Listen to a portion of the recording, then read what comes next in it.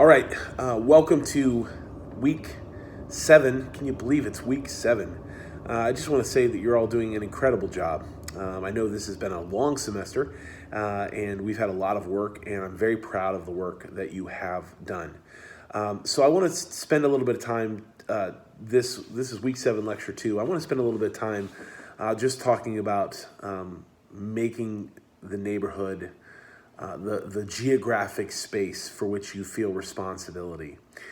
I had an opportunity this last week to sit with a young student from Moody who, knowing that I taught church planting, wanted to ask questions about what it looks like to engage a neighborhood. The church that he's interning in they're moving from one neighborhood to another neighborhood. And the question that he is already asking as a senior at Moody is, how will the shift from this geographic space to another geographic space affect the context and the posture of our ministry in that community? They had been a tear down set up church for about 12 years, maybe 13 years, and now they're moving into their own facility in a neighborhood that is unlike the neighborhood that they're moving from. And so his question was, how and where do we go from there? I mean, what do we do?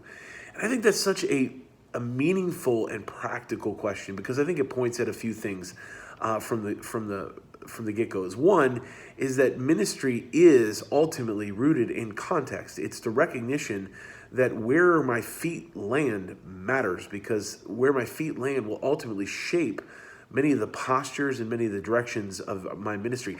Now, I understand that some people just do sort of what I call pop-up branding, right? They just do a pop-up store brand kind of church that looks much like the pop-up store brand that they've had in other places, and they give good, strong messages, and they have wonderful worship gatherings. And there's a place for that. I'm okay with that. That's fine. And yet one of the things we've been trying to communicate over and over again is what would it look like for the neighborhood itself to be the parish, right? What would it look like? And that's the book you just read.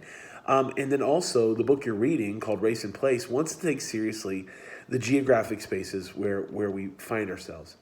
And so he asked me, like, what do I need to be looking at? And so we spent some time talking about what it looks like. And if you took my missional theology class, you remember the 8 postures of missional living, where I talked about beholding, and I talked about kenotic living and learning how to listen. Again, we are exegetes of the contexts that we find ourselves in. And so, but we can't do that assuming that we have all the information we need of that neighborhood. So where do we go to find those things? So I told him, I said, as you're entering into the neighborhood, begin to look around and see how plentiful are the social service organizations in that neighborhood. They're moving from a neighborhood that is a little bit higher end, not fully, but a little bit higher end, to one that is definitely not higher end. In fact, it's right on the edge of a community where there's an increased number of poverty and the resettlement of refugees in that community.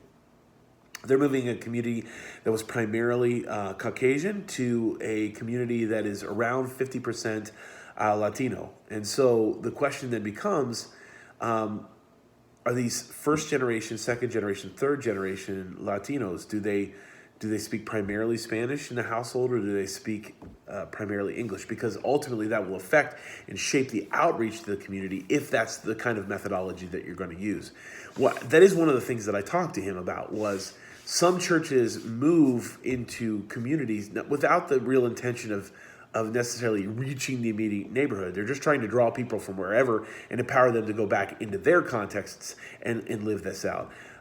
Again, I think you've heard me say over and over again, I am part and partial to taking seriously the neighborhood approach. Like, what does it mean to be responsible for this geographic swath of land as the church? And so I said, how plentiful are the social service organizations? Which social service organizations are around? Are there nonprofits that seem to be speaking to the needs of youth, or where they're in this case teaching a lot of ESL classes, or are the grocery stores and restaurants primarily advertising in Spanish or in English? And that immediately should cause a church to ask the question, if we're going to move into that context, or if the context around us is changing in that regard, are we staffing for our hopes of attracting more people just like us? Or are we staffing in order to ensure that who we are is reflective of the community that we are in? I think that is a substantial question, a very important question for us to spend time thinking about. And so I said, if I were you, I would want to go and sit in the parking lot of that church a couple times, different times during the day. What's life around that community look like in the morning, in the afternoon, at nighttime? If you're in an urban environment, which several of you are embracing sort of an urban missiology, you'll find that certain neighborhoods come to life in the morning, but as soon as it starts to get dark, you just don't see people walking around. I was in a neighborhood recently on the south side of Chicago where when I went and visited a church, I was the first one there. I had to wait for the person, so it was the middle of the day, so I stood outside the gate of the church and just waited for the person to show up. And I came to find out later that that was fine during that time of the day, but had that been night, I would not have stood there. In fact, they had canceled many of their night events because the neighborhood itself shifted once nighttime came. And congregants in this particular neighborhood didn't feel all that safe being in that space or parking on the streets in order to go to the church at night. And so that is one of the questions you have to ask. What does the life feel like in my community? Where do people go? Where do they gather? Where do they find themselves? What kind of assessments have you done economically? What are the financial and economic needs of that community? I always encourage people to take time to talk to principals and teachers and social workers. In the case of Chicago, it's your alderman. In some communities, it's your city council people. Get time with them. Listen to their story. Have them help you understand the community better based upon what they have seen over time. I think, again, that is essential. And in those steps, as you begin to take that seriously, you begin to recognize that there will be needs that will emerge from that community based upon the indigenous nature of that community itself. Not our hoped for assumptions of what we're going to do to fix the community, but based upon the organic needs of a community in which the church can actually form and shape its ministry and missional postures towards engagement of those needs. Again, this factors back into the idea of evangelism and good newsing. Churches sometimes will take this posture that, no, we exist in the salvation business, getting people saved, and we believe that will fix their settings. What we don't often realize is that communities have stories, and those stories, those narratives that they believe about themselves, at times will keep them bound in ways that makes the pursuit of the good news even more difficult.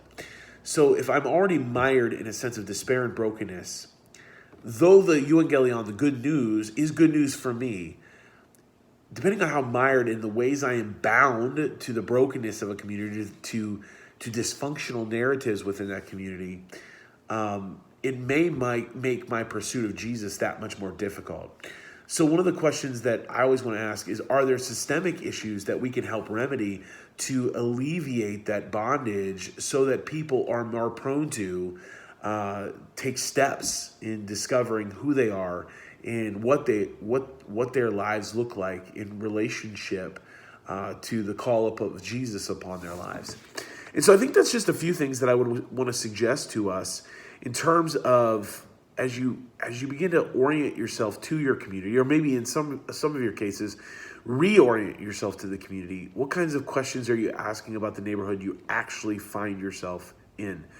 Too often, and we've mentioned this already in a number of different settings, but communities will shift around churches, and churches will stay the same that they've always been. People will just move further out and drive in, or they'll move facilities altogether. What would it look like for the church to stay nimble enough and faithful enough that as the neighborhood changes, the mission of the church changes with the neighborhood's changes? And it's possible that the church that you're in or the church you're entering into is specifically geared and suited to answer all of the needs of the community 20 years ago. But the community itself changed and the church never did. So the church, in essence, has become irrelevant because the community around it has changed. The needs of the community have changed. And the church just continues to do what it's always done, thinking that if it just does it better, hipper, cooler, it's going to fix its problem. But I don't think that that's the case. I think we have to do a consistent and regular and intentional exegesis of our community in order to hopefully find ways to build the bridges, bring transformation in these geographic swaths of land that we are responsible to, and invite our congregations to see themselves as good neighbors in our neighborhoods. So that is week 7, and that is lecture 2.